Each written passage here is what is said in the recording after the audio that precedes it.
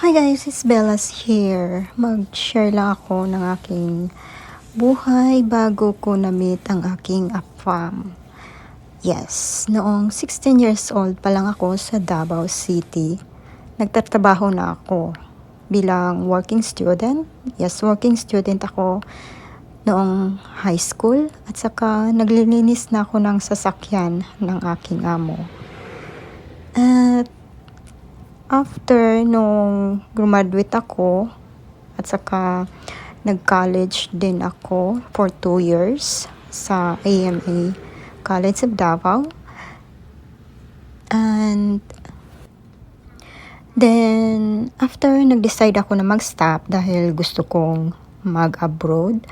Yes, nag-abroad ako sa Dubai. Sandali lang, may dumaan. I wondered why that car was always so pretty. Oh, thank you. Mine gets dust on it all the time. I kind of gave up. It's so dirty, really. I got to pick her up because she just have a bath. Oh, She smells good. She put her perfume on her. good girl.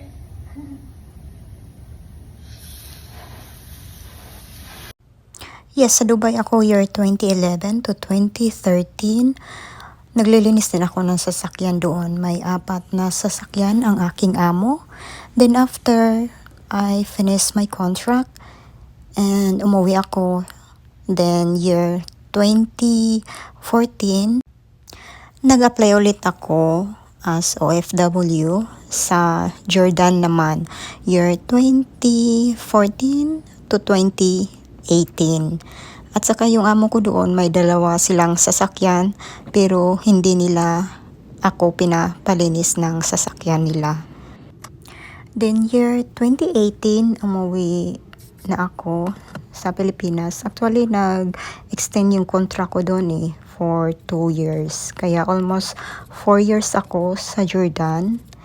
Then after nun, year 2019, na-meet ko ang aking AFAM. Then fast forward, nandito na ako sa US.